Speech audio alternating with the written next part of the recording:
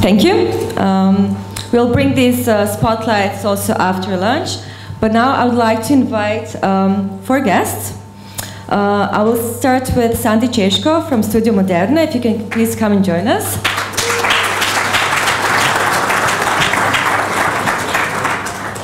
Then I would like to call to the stage Robert. I'm going to butcher your last name. I apologize. Kwiatkowski. Is it great? Okay. I can, from the Warsaw Stock Exchange. If you can please come and join us. Then I'd like to invite Eve, another name I will butcher. So Eve de Kring. Yes? I think was that good? More comfortable to stay. From ID Point Digital Media.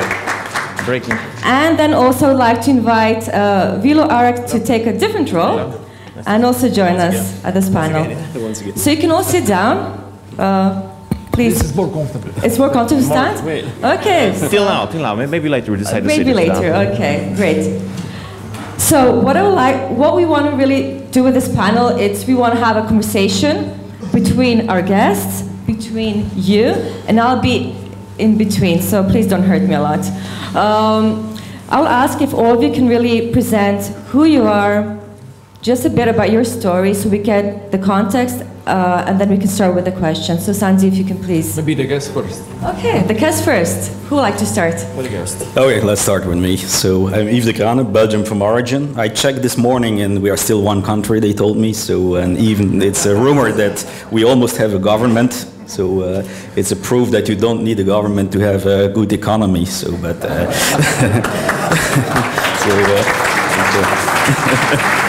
sorry for the politicians here. So, but anyhow, my holding is based in Luxembourg for let's say tax reasons. But okay, that's the fact. So I have a holding created 4 years ago. So when we did this together, we came together with top management of Cisco, Philips, Siemens. I was myself in the top management of Siemens.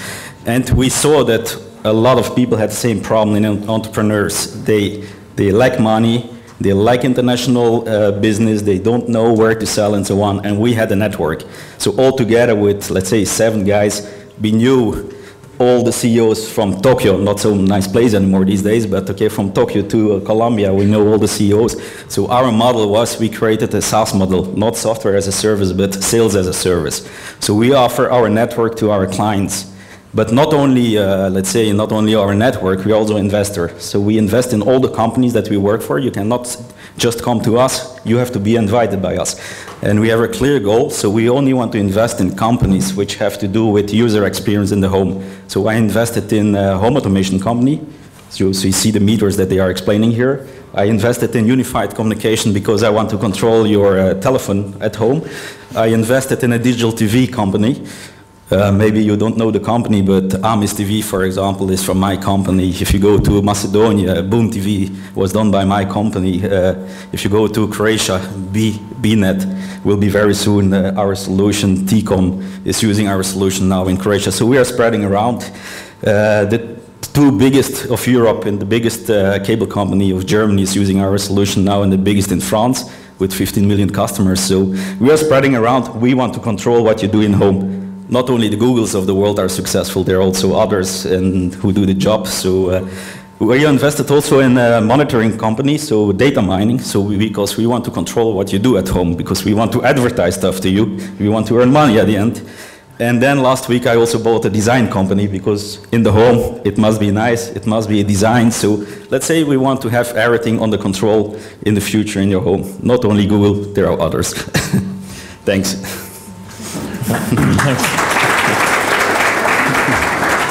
I'm a little bit scared about this introduction because I've heard a lot of comments they are spying us and every time, so I'm sorry. I'm working for the World Stock Exchange. I'm not an entrepreneur. I don't have any such kind of experience such like you here sitting in front of us. But we've got experience to support business, especially in our country. 4 years ago we launched the new Connect market, alternative market. Until now we can call this success story for 240 small companies which decided to gain the capital from this market and to be more visible in front of other competitors. So the reason of being here is maybe to attract you and to let you know how can you also to improve your business on the basis of our experience and our solutions. Hi, I'm Sandy Češko. I'm the shareholder of the largest direct marketing company in Eastern Europe. We have at the moment presence on more than 20 markets with approximately 5,000 employees. Those who are from Eastern Europe, probably you are familiar with some of our brands, Studio Moderna, Topshop, Dormeo, Cosmodisc, etc. And some new are coming. But what I would like to share here with you is not what we are doing and how we are doing, etc., but how it happened and what is it in the spirit of entrepreneur. All this what I have mentioned now that we have achieved, it was not achieved because I had an idea, neither because I had a vision to build all this. It happened because I was actually working before in computer company together with Tone Stanonik, who is one of the best entrepreneurs here in Slovenia, and learned a lot from him. And then a friend of mine from Serbia introduced me to Cosmodisc, which is device against back pain. And I said, no way, look, that I would sell this product. I'm selling high tech, and I would prefer to, if you have problem, not knowing what to do, I can open the computer company in Serbia, and you'll have some decent business. But I was, these were my assumptions. But I was not arrogant, luckily, and I let it try. And first I tested with my friends and I got positive response. Then I said to my wife, look, here there is something, maybe we should try it, but you should do it. No, I'm not going to do this. It's dirty direct marketing, and I'm selling high tech. And then it was successful. And then a few years later, a friend of mine, again, Branimir Brkljač, he found teleshopping industry. I said, no way, you convinced me once, no way, that I go in the business that is a synonym for more or less criminals, because these guys were just cheating customers. And he was able, it took him 2 years to convince me. And again, it was an opportunity to make it a test. We tested it and it became very successful. And then I realized that I have to sign an application to change a job, and I wrote the letter to my wife and to the guys who were working in the company, maybe I should join you. So, and then that's how it happened. Thank you, sir. One more comment. I never looked at statistics. I never look, all these kind of things, because for guys like us, entrepreneurs, it's completely irrelevant, I would say. And a friend of mine says, statistics is like a bikini. It shows a lot, but it keeps secret the most important things.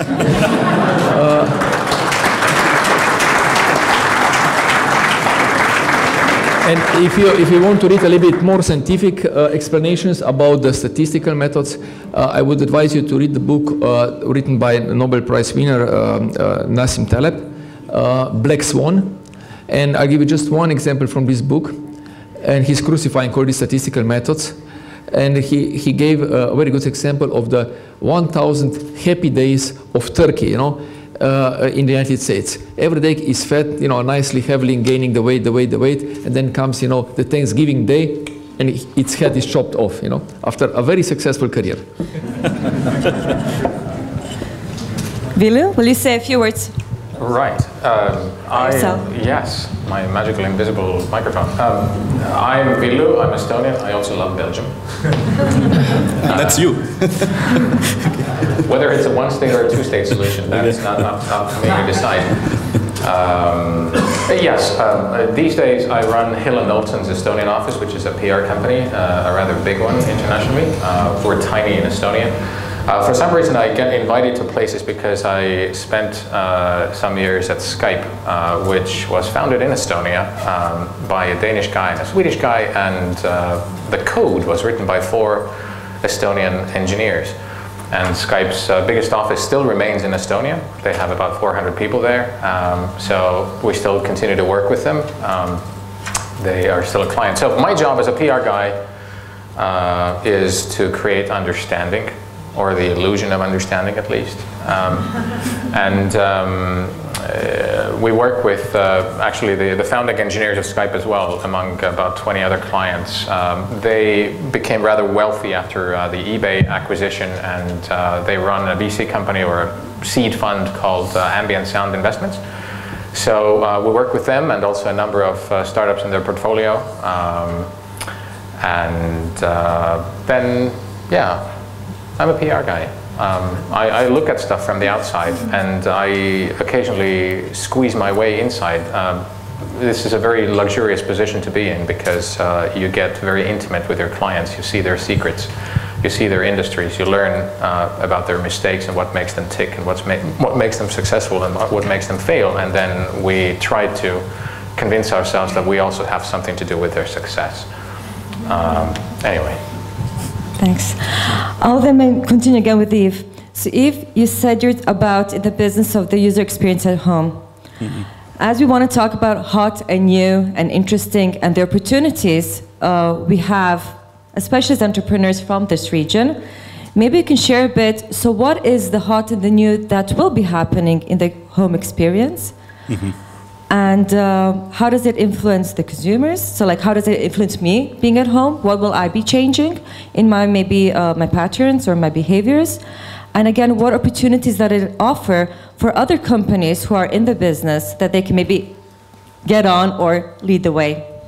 Okay, let's maybe discuss about the digital TV here. So what we saw the last 4 or 5 years, that all operators, including Telecom Slovenia and so on, they just tried to get as much as possible customers. So no service at all. I mean, it was just digitalizing the network, but not one additional service. What we see happening, and we are busy with it right now already in some countries, is when I come home, I don't want to look anymore linear TV. I want to look what I want to look. So I am sure that the coming years, the linear broadcast TV like we know it today will completely disappear.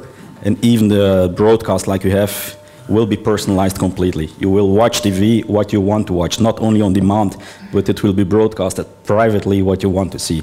So we are working already on this. That's why I bought a data mining company, because we want to know what you want to see. And we will broadcast this privately to everybody. And this will have a big influence on the whole industry, because the broadcasters will have to change their mindset, the advertisers will have to change their mindset. For example, in Holland, we are now testing already that advertisement is personalized. If we think you like a Mercedes, we advertise a Mercedes. You can push the red button and you get the catalog at home of a Mercedes. If we think that you are not that wealthy, we will promote a Renault Clio made in Slovenia or whatever. So it will be all become personalized, and it will change the whole industry. And it will come faster than we think. The broadcasters are still a little bit reluctant to that, but they cannot stop the industry. So I think personalization is what is coming right now. Sandy? Yeah, I absolutely agree with these trends. I mean, what I would say, it's, let's say, talking about big picture, what has changed last, I don't know, 10, 15 years, I'm not studying this, but what has changed, it's a shift of the paradigm. So the whole world economy so far, it was driven by, because the demand was driving everything. The bigger demand was, then it was supply. So now the things has changed. Everything, all the industries are, let's say, overcapacitated. So the products, the physical products are not anymore the key thing. And the paradigm, which were, let's say, post-war paradigm, or what the whole the world was driven by, it was build it and they will come. You know, just build and will come. And it's not the case anymore, because everything is overbuilt. So what you need to build now in is a new quality. So as American says, people have enough stuff. You know, now you just have to become relevant, more relevant with more quality to these things. And this is where the new opportunity is. And this is where things are going, and you have to think, and it's about the service. About stuff, about being more customer friendly. So a lot of you are from, I mentioned, forgot also to mention before that I also invest a lot passionately in new inventions, whether coming from here, from the region, whether one from the Belgium recently, in Canadian technology, etc. And also I go where the problems are, when the opportunities are. I'm not looking at statistical methods. But to give you just one example of the previous paradigm, let's say a lot of you are here from Eastern Europe. Probably you are familiar with Dormeo. And, okay, who can guess what is my definition what Dormeo is? And the first thing that you get in your mind is a wrong answer. And who answers this? Let's say, who guesses, let's say, I don't know whether I have the right answer, maybe my colleagues will comment this, gets a Dormeo, the latest Dormeo based on the Belgium technology for free.